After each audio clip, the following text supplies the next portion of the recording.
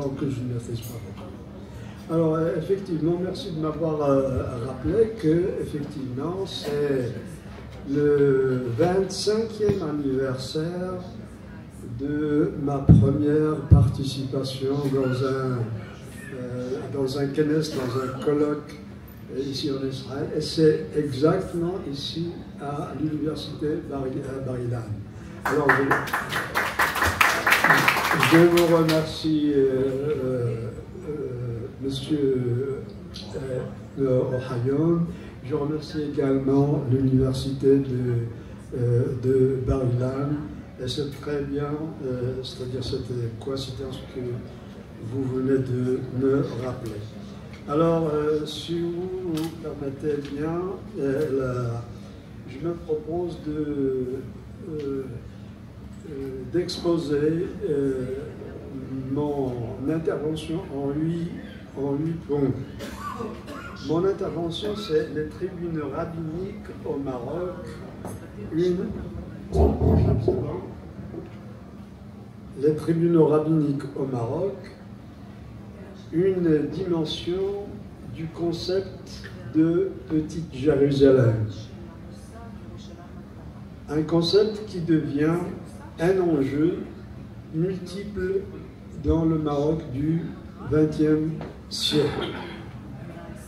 Alors tout d'abord, le premier point, c'est sous forme d'un résumé.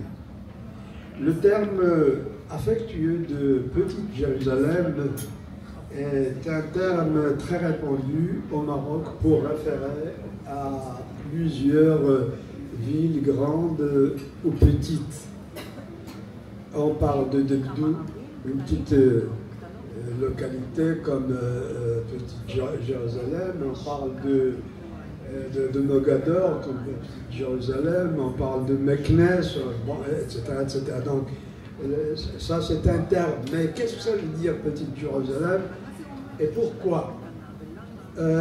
L'idée c'est que là où l'on peut vivre selon la Torah, c'est ça Jérusalem. C'est ça Jérusalem, ou tout au moins une réplique imaginaire de Jérusalem en attendant Jérusalem l'an prochain. Mais dans la version berbère, de la Haggadah, ce qu'on dit c'est que Imal the Beit al-Maqdis, c'est pas Al d'Israël, le Beit al-Maqdis, c'est-à-dire Jérusalem. Cette année-ci, cette année nous sommes ici, et l'année prochaine à Jérusalem. Voilà. Le deuxième point, c'est, oui, alors ce concept de Petite Jérusalem, qui est bâti sur l'idée ou l'imaginaire de vivre selon la Torah, elle est bâtie sur un faisceau de dimensions. La culture, le culte, les lieux de culte, les cimetières, la chaîne de la cache-route, c'est-à-dire pouvoir assurer une chaîne de cache-route. Alors, tout cet ensemble, voilà cet ensemble qui fait qu'on a l'impression de vivre dans une petite Jérusalem en attendant la vraie, ou bien la grande Jérusalem. Jérusalem. Mais cette dimension a constitué à un certain moment un grand enjeu. Un grand enjeu, et c'est cet enjeu que j'essaierai de développer dans la suite des points qui viennent. Alors, le système judiciaire, ou bien la tribunaux rabbiniques justement, constitue l'une de ces grandes dimensions. C'est-à-dire, si on arrive à à être gouverné par une loi qui se réfère à la Torah, surtout dans ce qui concerne le statut personnel, le mariage, l'héritage, voilà, etc., alors ça vraiment, ça donne l'impression que quand même on est dans une petite Jérusalem. Mais on va voir que justement, c'est cette dimension qui est un peu, parfois, bon, on est dans la petite Jérusalem, donc bon, on restera là. Donc c'est ça le risque. C'est pourquoi ce qu'on appelle le royaume des Ifrati, au sud du Maroc, on a dit qu'on les a châtiés, qu'on a effacé leur nom. Pourquoi? Parce qu'ils ont dit que ce pays est meilleur que, voilà, Halab de vache, voilà, est meilleur que celui dont on nous a chassés. Voilà.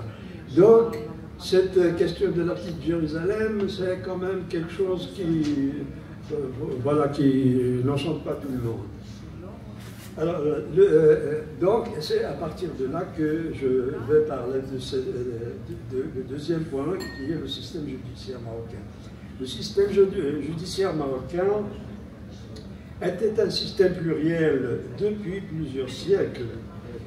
Diverses mesures de réorganisation ont été apportées à ce système pluriel pendant le protectorat de 1912 à 1955. Notamment avec le renforcement du réseau judiciaire marzanien. Parce que cette pluralité, c'est que, comme l'a souligné mon collègue Haj, il y a les tribunaux marzaniens, le marzan c'est l'État. Au Maroc, ça c'est un terme. Le marzan, c'est l'État, c'est pas le gouvernement. L'État, c'est plus abstrait, et c'est plus... Alors, il y a les tribunaux marzaniens, il y a les tribunaux de la charia islamique, il y a les tribunaux rabbiniques, non? Et il y a les tribunaux de l'Orf coutumiers, qui sont voilà, coutumiers dans les zones berbérophones, bien des zones berbères. Alors, avec la France, elle a essayé un peu d'harmoniser tout ce système pluriel. Donc la France y a apporté certaines retouches, notamment avec le renforcement du réseau judiciaire marzanien, avec l'officialisation des tribunaux de droit coutumier, parce que le droit coutumier, les gens voilà, font des actions auprès des tribunaux, mais il n'est pas reconnu par la loi islamique. Mais avec le protectorat, elle a été justement dans les années 30. Dans les années 30, ce qu'on appelle le daïr berbère. Et puis la réforme des compétences des tribunaux rabbiniques. C'est un peu ce qu'on peut appeler la politique juive de la France, comme on a une politique berbère de la France. Donc il y a le daïr berbère, on l'appelait comme ça. Et puis il y a également la réorganisation des tribunaux rabbiniques. Le troisième point, c'est à propos du statut du dhimmi, parce que la petite Jérusalem, justement, elle s'est épanouie, curieusement, paradoxalement, à l'intérieur de ce qu'on appelle le statut de la dhimma. Mais en réalité, le statut de la dhimma, dans sa globalité, c'est justement grâce notamment à cette à ce statut-là que les tribunaux rabbiniques, on peut être installés, mais le statut de la Duma en lui-même a déjà servi comme pour les puissances étrangères dès le 19e siècle comme un moyen de faire pression sur le Maroc qui traversait un siècle de faiblesse. C'est parce que dès les années 40 du 19e siècle, il y avait la grande défaite de l'armée marocaine face à l'armée française dans la région d'Oujda, ce qu'on appelle la bataille d'Isli. Et puis, 20 ans après, une autre défaite à Tétouan, face à l'Espagne. Et ces deux défaites, vraiment, il n'y a pas que la France et l'Espagne. La conférence de Madrid concrétise très bien la ruée vers le Maroc entre toute l'Europe, l'Allemagne y compris. Alors, et parmi les instruments qu'on instrumentalise, il y avait ce statut de dhimmi. Ces puissances, surtout l'Angleterre, ces puissances envoient des émissaires au Maroc pour abroger ce statut de dhimmi, comme a fait la Turquie dans les Tanzimat. Alors, la première, ou bien, c'est pas la première, mais la plus fameuse intervention, c'est celle de Sir Montefiore, le grand philanthrope anglais, et en même temps membre du Parlement anglais, qui a été dépêché avec l'appui du gouvernement le gouvernement de son pays pour intervenir auprès du roi Mohamed IV. Oui, je crois Mohamed IV. Mais ce même Montefiore était, alors qu'il défendait, qu'il essayait d'abroger le système de la Dhimma, mais en même temps qui touche la manière dont on concevait la petite Jérusalem, qui est le statut de la Dhimma. C'est pourquoi la grande majorité de la communauté juive, des représentants de la communauté juive s'étaient opposés à l'intervention de ces puissances, et notamment à Montefiore. Il disait que c'est justement cette situation-là qui nous permet de vivre selon la Torah. Or, Montefiore, qui voudrait moderniser même le judaïsme au Maroc, était opposé à la modernisation du judaïsme en Grande-Bretagne dans la portée de la Scala. La Scala continue toujours. Il n'y avait pas encore le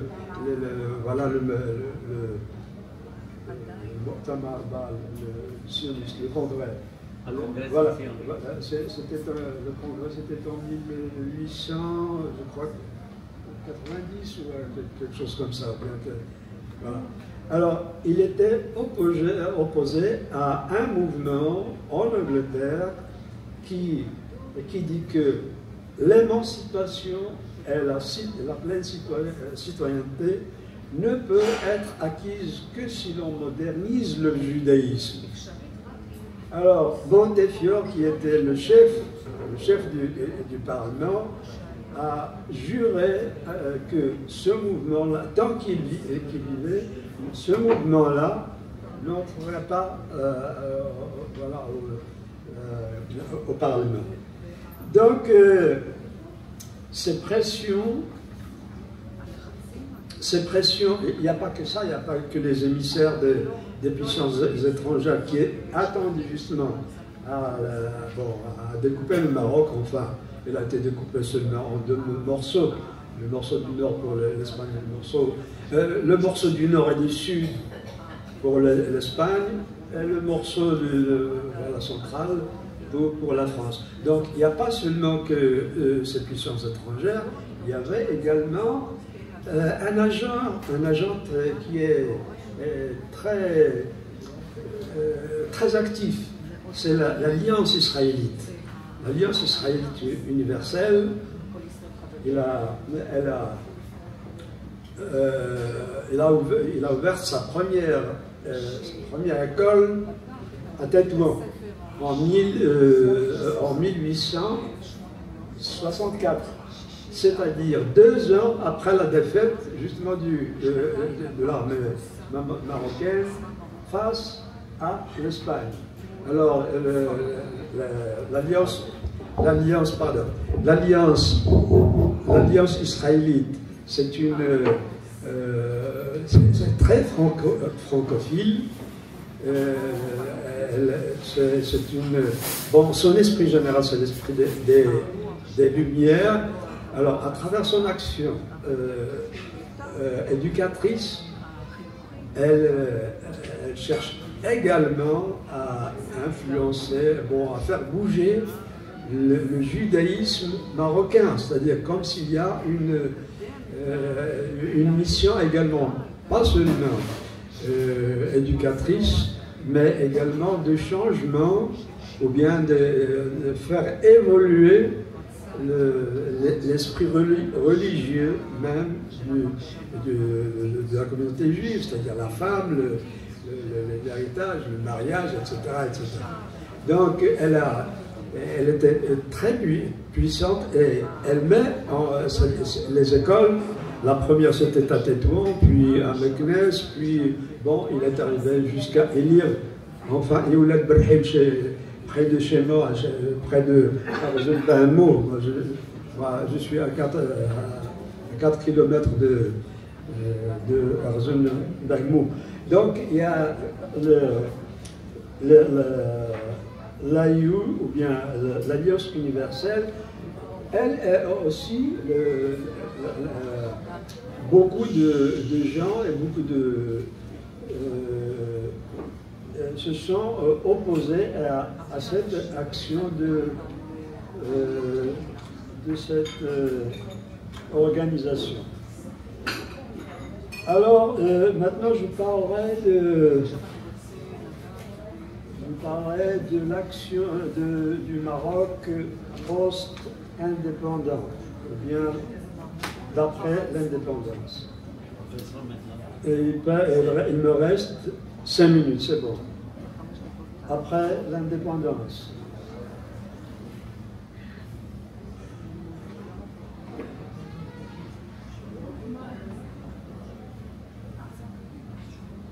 Oui, après l'indépendance, il y a 3 points dont j'aimerais bien parler. C'est que c'est là où cet enjeu va être éclairé.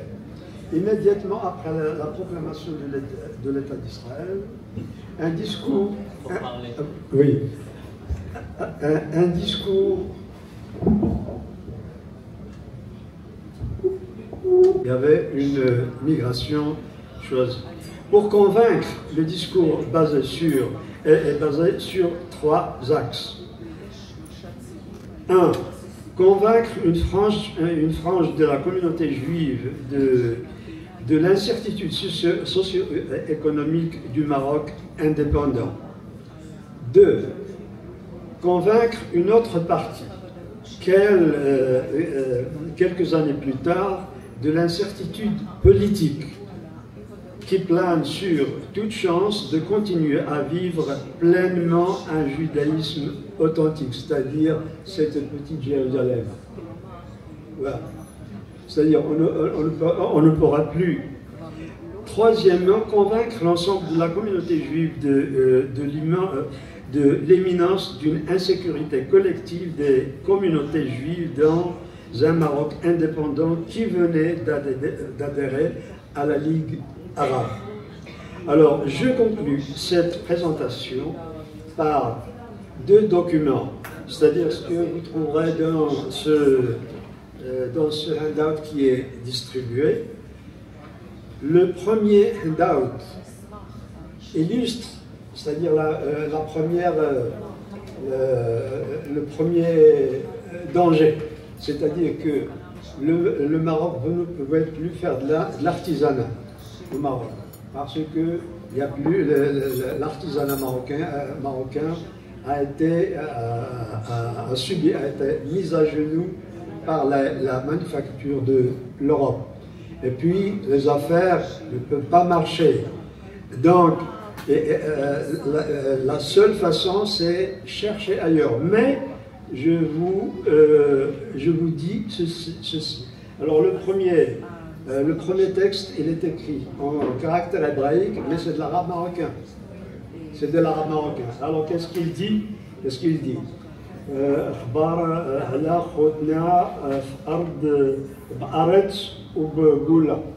Bon, je traduis directement parce que pour économiser un peu de temps. Alors, la traduction, ça c'est English translation, news about. Our brothers. Yes, I read the translation in English. News about our brothers in Israel and in exile. Ça remonte à 1950. In Israel, there are now 140 post offices. The city of Tel Aviv alone has 1,300 telephone numbers. Last year, 1,700,000 telegrams were sent from Israel. Today, 38 nations can communicate by phone with Israel, and Israel is doing everything to increase the number of nations that can trade with it by phone, etc., etc. C'est-à-dire, pardon? Vous l'avez en français ou bien en anglais? En anglais, bon. Il fallait aussi le Facebook aussi, il fallait le rentrer. Ah oui, il y a le Facebook. Alors le deuxième, et là je termine, le deuxième c'est quoi? Il revient sur sur les tribunaux qui sont l'un des grands piliers de la petite Jérusalem. Alors, le titre, qu'est-ce qu'il dit? Tout d'abord, ça c'est en hébreu. Alors tout d'abord, il parle de n'importe quoi. Bon, il y a même de la littérature et bon, partout. Mais qu'est-ce qui est mis? In bold, c'est-à-dire en gras et tout. Ha'im tebatel mimshalat Morocco et bati hadin harbaniyin. Alors, est-ce que le gouvernement du Maroc va abolir, ça c'est en 1965, va abolir les tribunaux? Ben voilà donc que la petite Jérusalem n'a plus la chance de continuer. Bon, je vous remercie.